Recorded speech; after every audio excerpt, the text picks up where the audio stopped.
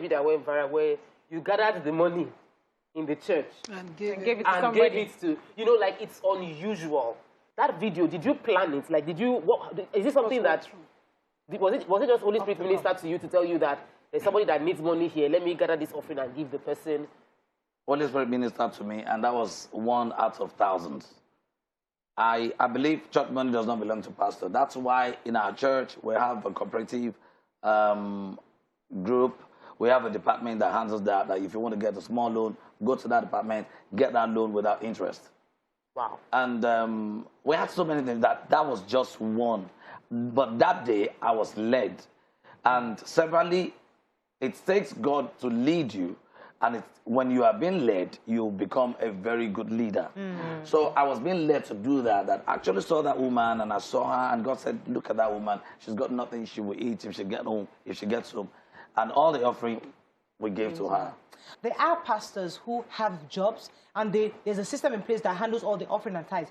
But you don't. You're a pastor. That's your. I'm a prophet. You're a prophet. That's your primary assignment. Role. So how do you feed? How do you feed? How do you feed with it? So is it that from the church purse you take a percentage, or how do you feed? I've never been part of church money, and that's where mercy comes in. When what you gain, what you're enjoying in your life comes from effort, then you are far from mercy. As a prophet, if I pray for people, I've got people who comes back with good results, who would just come and tell me, oh, after you pray for me, this happened to me, this happened to me. I'm not going to deny the fact that they are really blessing me. I've got a lot of people blessing me all over the world.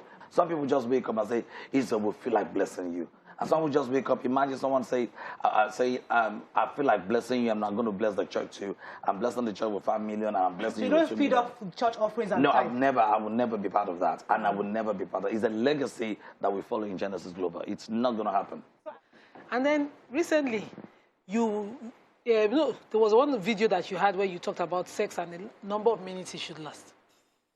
Is it godly inspired, that sermon, or was it just a personal opinion or logic again? It's so funny that Nigeria, we concentrate on the trivia. Yeah, and that video, someone caught the video. Okay. They removed some parts. I was trying to talk to some youths who have to take drugs, who have to take cannabis and all that before going, having sex. Okay, so yes. That was what I was trying to discourage people about. So they now cut that part of 5 minutes. Because we were scared that, you're not starting it on just 5 minutes. No. So as a pastor, what is the right amount of time? It's up to you. It's got to do with your choice. It's an important question. It's got to do with your choice and your strength. Yeah. Focus on some things that will make your life to be better.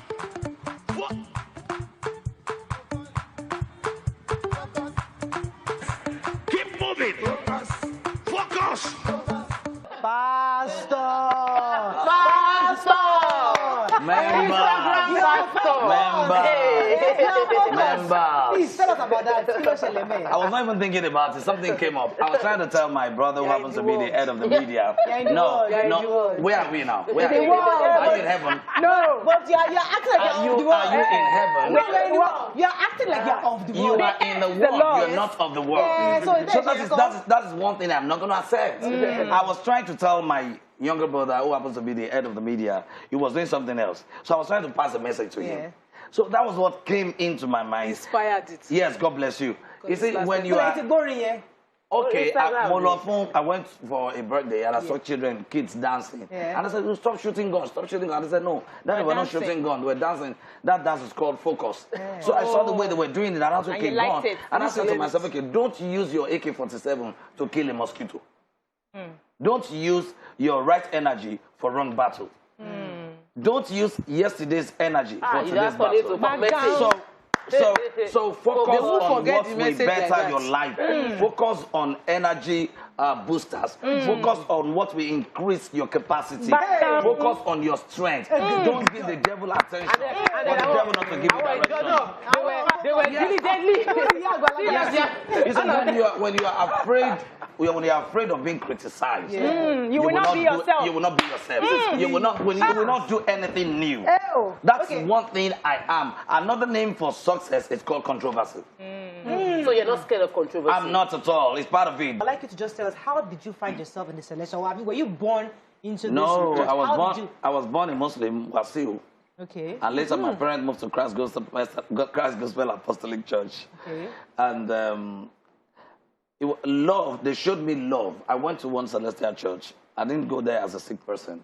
My mother was mugged at our former church, the CSC church. Somebody mugged my mother. She's been the one that she's the most prayerful. She happens to be the most prayerful woman in the church, and our family happens to be the worst. Actually, she was actually wearing one clothes for 4 years. Wow. And you know when you attend a church where you have to change your clothes, and everybody will come with new clothes on Sundays and all that. My father stopped going to church because he was wearing only one agbada for many years. So I left the church.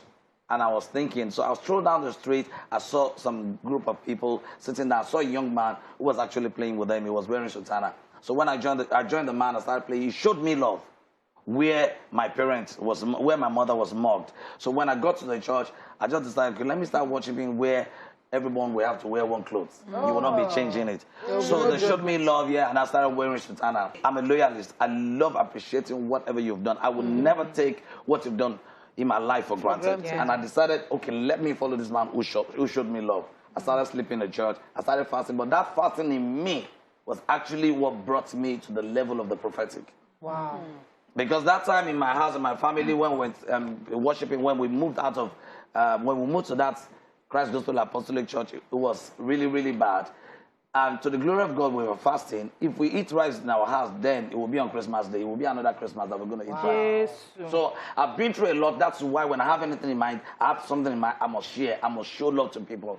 I must just impart life. There was a time I was looking for someone. I stayed with someone. I was begging that person to allow me to sleep in his own